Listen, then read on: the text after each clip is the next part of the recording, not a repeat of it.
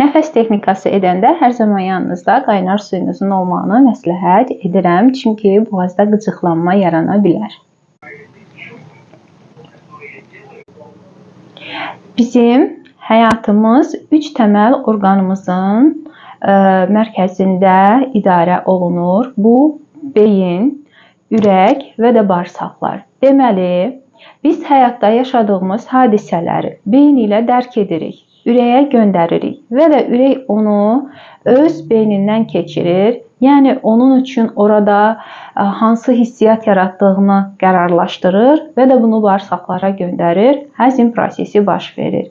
Niyə görə sevinəndə daha çox ətrafımıza sevinç bəxş edirik və də həmçinin üzüləndə də üzgünlüyümüzü ətrafa bildiririk. Bu bir tək bizim belə deyək də düşündüyümüz kimi bir hal deyil. Yəni, orada oldu hadisə, bitdi yox. Orada yaşanan hər bir hadisə bizim ilk öncə beynimizlə dərk edilir, daha sonra isə ürək analizə göndərir, onu qəbul edir, orada hiss elədiyi duyğuları, yəni mənimsəyir, daha sonra isə həzm prosesi baş verir. Nə yazıq ki, təəssüflər olsun ki, əgər sənin onun olan hadisələri ürəyin qəbul eləmirsə, ürəkdə o sevinç hissini yaratmırsa və yaxud da ki, aşırı dərəcədə üzgünlük hal yaranırsa, o artıq sənin bağırsaqlarına, sinir ağlarına kodlanır.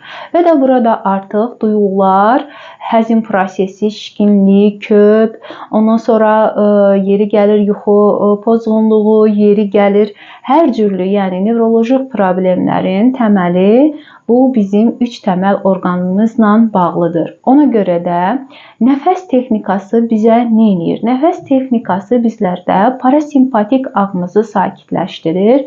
Ümumiyyətlə, özümüzə, mənliyimizə dönməyə bizə köməklik eləyir və də gündəlik olan hər bir hadisəni, əlbəttə ki, stressiz həyat mümkün deyil. Stressi idarə edə bilməyimiz üçün bizə köməklik eləyən bir texnika növüdür.